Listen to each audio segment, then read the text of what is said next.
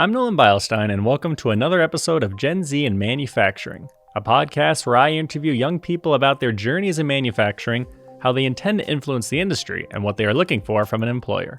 For this episode, I welcome Josiah Bondy, a 29-year-old senior product marketing manager for MITRE, a software developer that helps construction and field service contractors manage their workforce and field operations. Bondy holds degrees in communication and digital arts and business administration and previously spent nearly 5 years at Fulcrum, where he worked closely with shops to upgrade tech stacks and apply AI. Before we hear from Bondy, please make sure to like and share this episode of Gen Z in Manufacturing. To view previous episodes, visit manufacturing.net. If you are a member of Gen Z and would like to discuss your experience in the manufacturing industry, please get in touch with me, Nolan Beilstein, at nolan@in.com.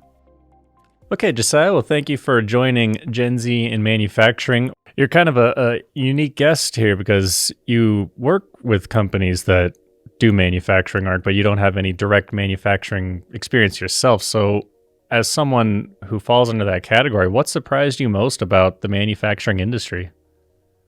Yeah.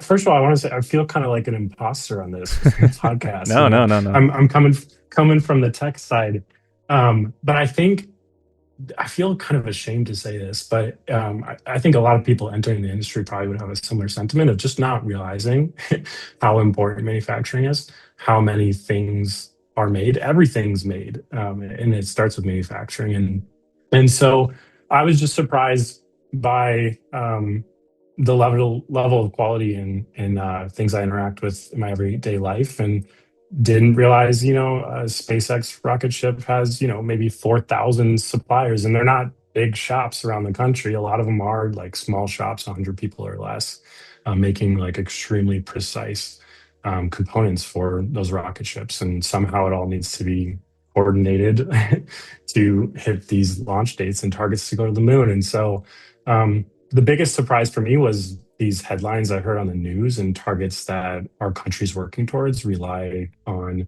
small distributed shops all around the country, including in places that I grew up. I think manufacturing insiders, people who have been in the industry for a long time, can sometimes normalize their operations. They don't realize what they're falling behind in and what they need to keep up on. Which parts of the industry do you feel like haven't kept up with the times?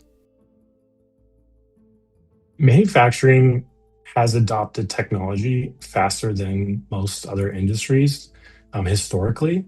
They were one of the first industries to use software back in the 70s and 80s, like computer technology. And so that was the rise of the early like ERP was back then. But I think the shift, it's gone more towards machine technology since, CNC machines replace manual lathes and milling.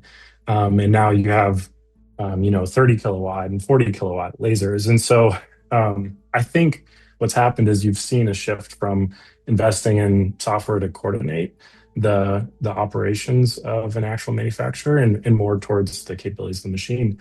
And that's important. It allows them to make way more precise parts.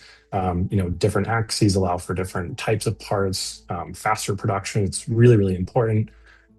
But software, Silicon Valley has kind of looked towards other industries for investment until kind of recently, where now it's like, okay, there's a lot of coordination happening up and down the supply chain from those, small job shops to all the way to the big OEMs. And there's just a lot of opportunity to make what is a really complicated coordination problem a lot simpler so that shops can focus on actually making better parts.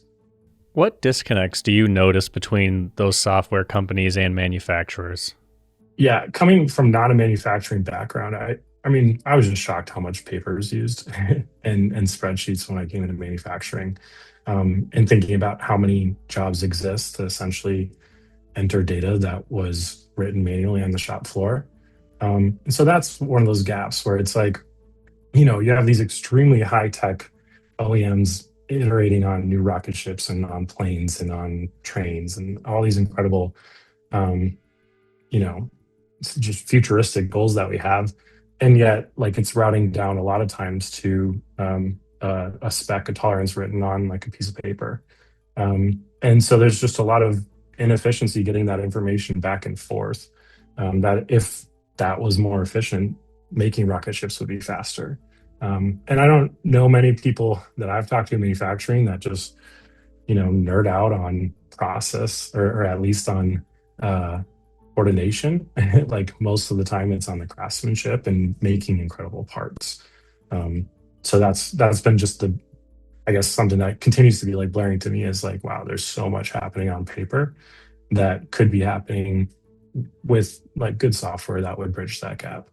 Do you have any examples you can tell of where you saw disconnects show up in practice?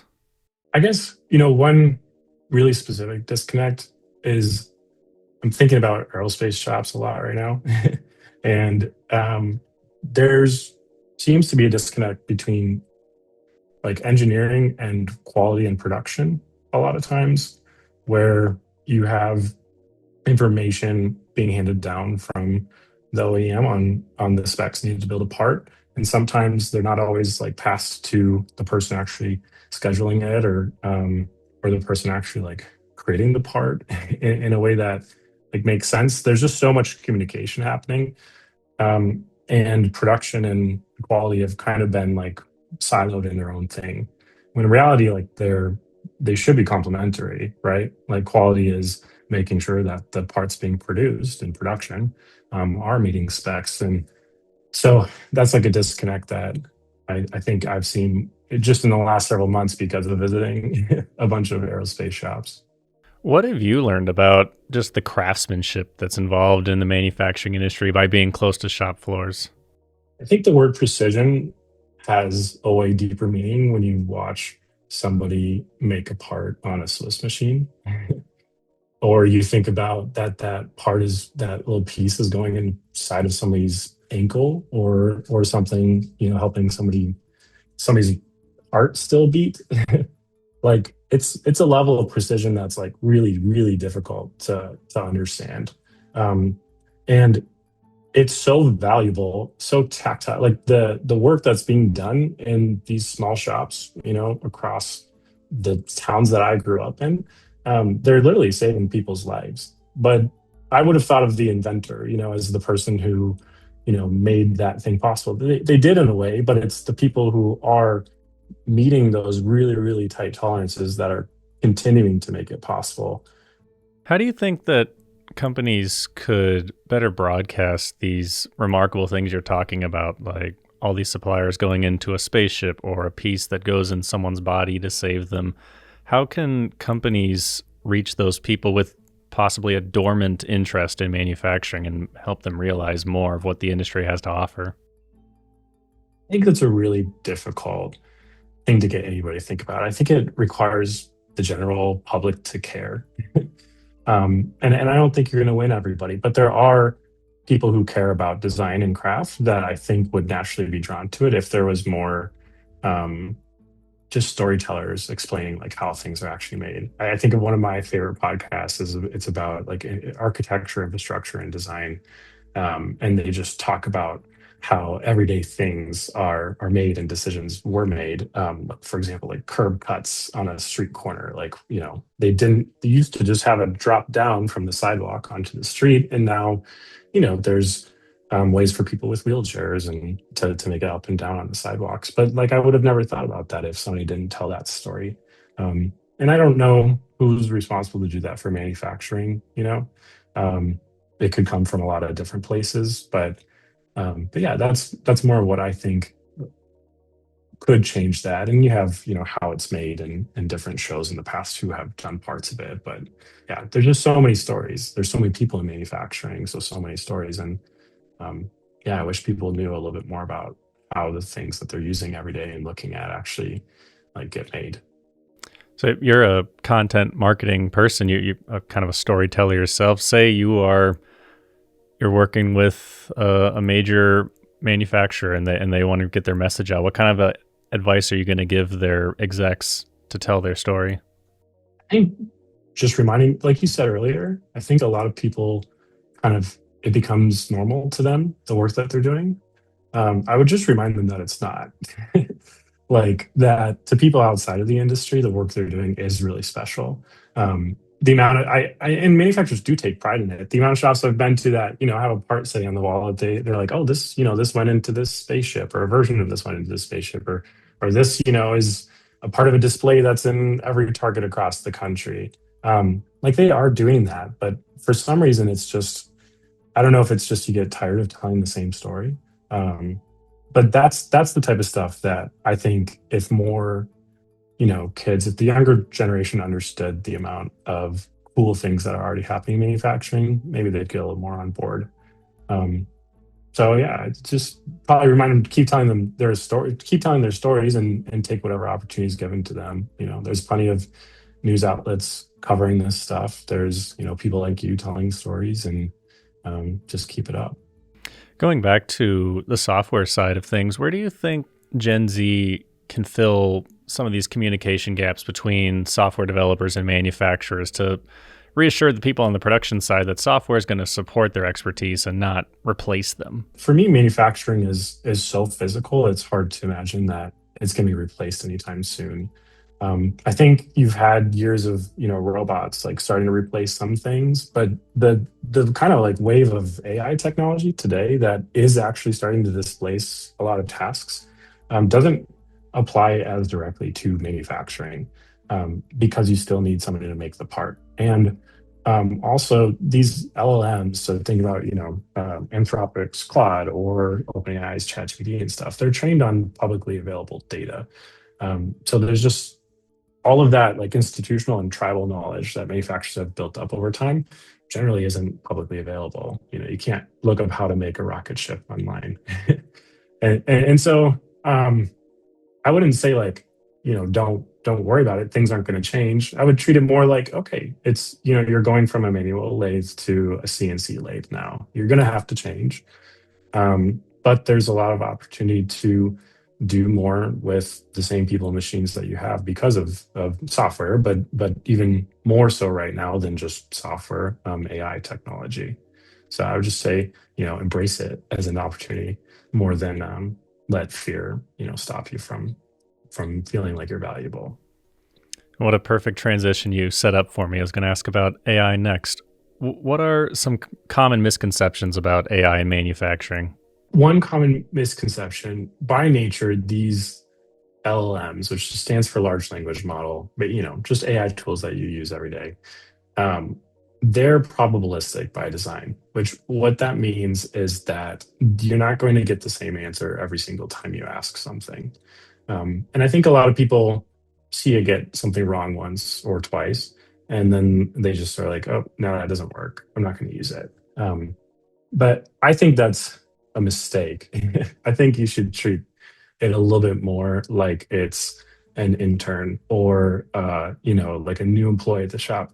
You don't expect, like, humans are probabilistic. We don't, if you ask me the same question twice, I'm not going to give you the same answer twice. And you might have to fact check some things I say. I'm going to do my best, but at the end of the day, like, I'm not going to be 100% right. I've probably said something wrong on this podcast. Um, and so I would just encourage them to be more open minded, and to recognize that the pace at which these are getting better is extremely fast. um, so that's one part. I think the other part is just because AI itself is generally probabilistic, it doesn't mean that it can't produce something that's deterministic. And what I mean by deterministic is it's specific and accurate and always the same. Like, you could ask it the same question over and over again. Um, AI tools right now, like Claude Code, are changing technology extremely fast because it's making it a lot easier to write software. I don't know. It's not that it's necessarily a misconception, but I think this is one of those waves where everybody needs to be paying attention and thinking about, what's the setup in my shop, to be able to take advantage of this new frontier. Yeah, and I don't know. Personally, I'm just excited for manufacturers to be able to focus on making better parts, faster, higher quality parts. And I don't think AI is gonna. That's not going to take anything away from that. It's just going to allow people to stop, pushing paper and copying and pasting things and start making the parts that make the innovation that we all want. Would you say that tech companies are building for manufacturing, or are they forcing manufacturing to adapt to them? That, I think, and again, outside perspective here, but I think it's been the latter of forcing manufacturing to adapt to them a lot in the past. We've always said that that's like our nightmare. We are not manufacturers. We love manufacturing and we talk to manufacturers every day, but we're technologists and we want to solve the problems that manufacturers actually have, not just say, oh, this technology exists. What can I go do with it? That's where the relationship to our users is so important, is building on the feedback and problems that they explain, but also where it might require them to shift a little bit is a lot of times our customers might be like, oh, you know what, I have this problem, and they look at it this single way because they only have their context as an individual organization. And so it's not us prescribing what the solution is, but it's opening the conversation to saying there might be a different perspective than what you're thinking about to solve the same problem that you have. And that's how these other companies are doing it. And so this is the tooling we're going to build around it. So it's kind of like a collaborative effort, I would say, versus us wanting to like push our ideas into manufacturing. Thank you for watching Gen Z in Manufacturing. Please make sure to like and share the episode. To view previous episodes, visit manufacturing.net. If you are a member of Gen Z and would like to discuss your experience in the manufacturing industry, please get in touch with me, Nolan Beilstein, at nolan@in.com.